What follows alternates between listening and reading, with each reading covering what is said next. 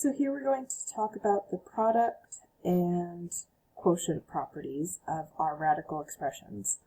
So the multiplication property or product property tells us that if underneath a radical we have the multiplication of values, we can split up those factors underneath their own radicals. And we can do this in either direction. So we could have these separate radicals multiplying with each other and combine them into a single radical. And a key piece being here, we're only working with square roots. So we need to keep that in mind. Then what we can also do is if we have a number underneath a radical, we can use the factors of that number to separate it up. So what we'll see in these examples here is using both directions. But one thing we can do is starting with this single radical and splitting it up. That'll be a way that we use to simplify our radicals, meaning getting as many factors as we can from out underneath that radical. For division, if we have two values dividing each other that are underneath square roots, we can combine them underneath a single square root. So that could be a method of being able to simplify the fraction that's being taken the square root of. Or what we can do is use this in the opposite direction too, of if it's difficult to evaluate those all together, we can separate it up. Alright, so simplifying radical expressions. So with this first one, I want to simplify this square root of 24, which it might look like there's nothing to do because the square root of 24 isn't a nice whole number, so we could leave it just like that. However, the idea is with this that in here there are factors that we can take the square root of.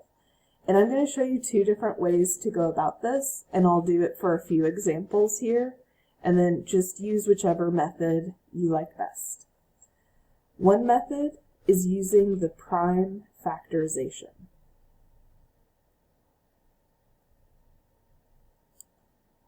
So what that would look like is we'd have our square root symbol, and what I'm going to do is break down 24 into factors that are all prime numbers. So typically where I start is with 2. So I could divide out a 2 from 24, and that would leave me with 12. Well, 12 can be divided by 2, and then I would have a 6, which could also be divided by 2, which would leave us with 3, which is a prime number, which I'll write under there. So what I do is I kind of start with smallest number, so I start with 2, then I go to 3, and just kind of keep dividing out until you end up with nothing left. And then as you think of those values that you can divide out, it makes up this prime factorization, so that if we take 2 times 2 is 4, times 2 is 8, times 3 is 24. Now, the idea is that this is a square root, and with that, we need a pair. So there's going to be this matching of the level of root that we're taking and how many values that we need to be the same. Meaning, what I could do is make this pairing of these two 2's there, and that tells me I can take a value of 2 out from underneath the radical. So because I have that pairing, I can break a 2 out of there.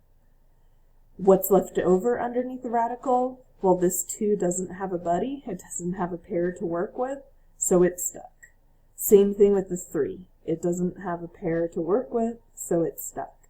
So how this would simplify is we would end up with a 2 on the outside of the radical, and then underneath the radical we still have a 2 times 3, which is 6. So that would simplify our radical expression, because now in terms of factors underneath the radical, there's nothing else that we can factor out of there. So that's one way to do it, is to list out this prime factorization and then look for those pairings. If this was a cube root, so if we had a 3 right there, then what we would need is 3 2's to break out of there. So I would group those 3 2's together, and that would make a 2 on the outside, and then I would just have a 3 stuck under there. So the level of root that you're taking changes how many of the same number you need to see show up underneath that radical. Okay, another way to do it is to think of the factors. So this isn't necessarily prime factors, it's just the general factors of the number. So what I would do is just start listing out the factors, like 1 and 24, 2 and 12, 3 and 8, 4 and 6. And what I would do is I would go through these numbers and look for the greatest number that I can take the square root of, meaning taking the square root and it being a whole number. Meaning, like, square root of 2 isn't going to help me. I can't take the square root of that. However, a perfect square that's showing up in here is 4. So what I can do is re-express the square root of 24 as the square root of 4 times 6. And what we saw up above with that multiplication property is if I have pieces multiplying underneath the radical, I can separate this into 2 square roots, so square root of 4 times square root of 6. And the square root of 4 would simplify to 2, square root of 6 is stuck, and it would just stay like that. So, 2 methods to get the same result. Whichever method you like better, whichever you've practiced before, keep with that. There are even other methods out there. Just use what you're most comfortable with. Alright, square root of 27. I'll show you both methods with this one. So square root of 27, it's not divisible by 2, but it is divisible by 3, which would leave us with 9, which is also divisible by 3, which would leave us with a 3. So I can see I can make a pair of 3's. So that means I'm going to have a 3 that can break out from underneath that radical, but I have a 3 stuck underneath. So I'm going to have a 3 outside and square root of 3. What we could have also done is look at the factors of 27, which there's 1 and 27, no 2, 3 and 9, and that's it. But what I could see is I have that 9 there, so I could break this up into the square root of 9 times 3, which is the same thing as square root of 9 times the square root of 3. Square root of 9 was simplified to 3, and square root of 3 is stuck underneath that radical. So, either way, square root of 75, and this is the last one where I'll do both methods, and then I'll just kind of choose which route to go on the next ones. So, prime factorization, I can see this is divisible by, let's start with 5. That's a nice prime number that can go into it. So 75 divided by 5 would be 15, which can also be divided by 5, and then we'd be left with a 3. So we could have started with this 3. The order doesn't matter of listing out these prime factors, just as long as we get all of them. So 5 times 5, since we have that pairing, 5 will get out of there, and then we'll have a square root of 3 left over. What I could have done is recognize that 25 goes into 75, which is a nice, easy square root to take. So I could have recognized that as 25 times 3, which square root of 25 times square root of 3 would give us a 5 root 3. Alright, so here we have a multiplication of 2 pieces. Notice I can't do anything in terms of simplifying the square root of 6, square root of 2 is stuck, but what I can do is, with the multiplication property, is I can combine these into a single radical with 6 times 2 underneath, which is 12. So now that I have it combined, what I can do is simplify. So using either method, whichever you like better, with 12, I know that 4 can divide into 12, so I could think of this as a 4 times 3.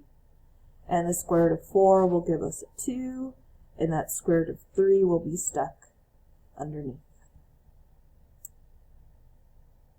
Alright, here I can combine to a single radical. 6 times 5 is 30.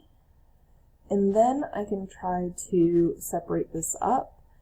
So notice with this one I'll go ahead and use the prime factorization. So I know 2 can go in there, which would leave us with 15, which 3 can divide into 15, which would leave us with 5. So notice here, with the prime factorization, I don't see any pairings. And what that tells me is that this is done. Square root of 30 is completely simplified. There aren't any values that we can factor out of that radical. Square root of 45, we can do the prime factorization, or I know 45 is made up of factors 9 times 5, which the square root of 9 is 3, and the square root of 5 is stuck underneath. Alright, some more practice here.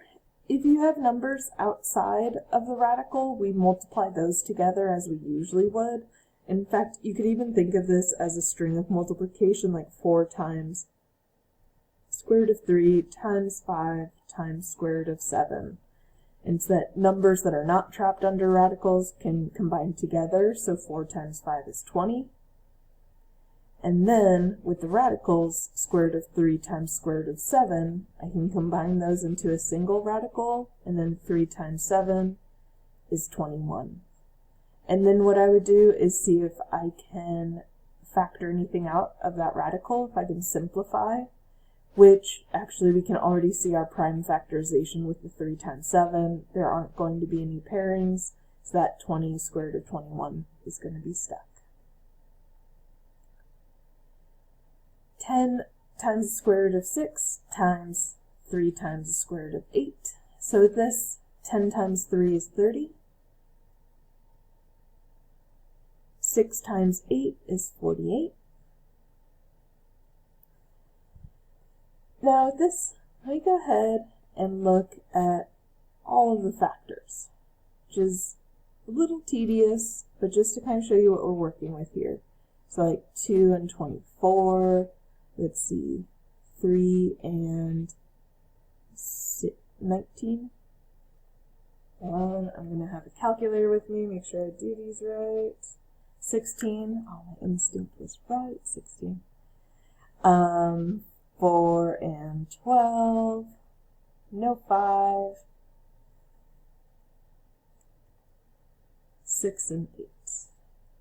That's right, we use that to multiply, and then 7 doesn't have anything. Okay, so notice if I look at this first column, I can see a 4 there, so that's a perfect square. However, when I look at this column, what I can see is there's also 16, which is a perfect square. Now when we use that method that I showed you of breaking up into the factors, it makes it easier to use the largest perfect square. You can use a smaller one, you'll just have to keep simplifying, so you'd have another round of doing this. But we can do it all in one go by using that 3 and 16. So what this will look like is we'll have 30 and then square root of 16 times 3, which is the same thing as 30 times the square root of 16 times the square root of 3. And then we can simplify that square root of 16 is the same thing as just 4 without the radical. And then times the square root of 3. And now we can multiply 30 times 4, which is 120, and then the square root of 3 is still trapped underneath that radical. Alright, here we have values that we're multiplying that are fractions. So what we're going to do is combine them into a single radical, and what we'd have underneath is 5/6 times 1/6. Which, for the numerator, we'll have 5 times 1, which is 5, over 6 times 6, which is 36. Now what I'm going to do is separate up that radical using that division property. So square root of 5 in the numerator over square root of 36 in the denominator. And then what I can do is simplify. So square root of 5 is all simplified, but square root of 36 can simplify to 6. So this is going to be the square root of 5 over, and then just 6. Alright, our last one here. Same idea, where we can combine them under a single radical with 2/5 times 3/20, which would be the same thing as 2 times 3 is 6, over 5 times 20, which is 100. Separate the numerator and denominator, and the square root of 6 doesn't have anything to simplify, so that'll stay the square root of 6 over square root of 100, which is 10.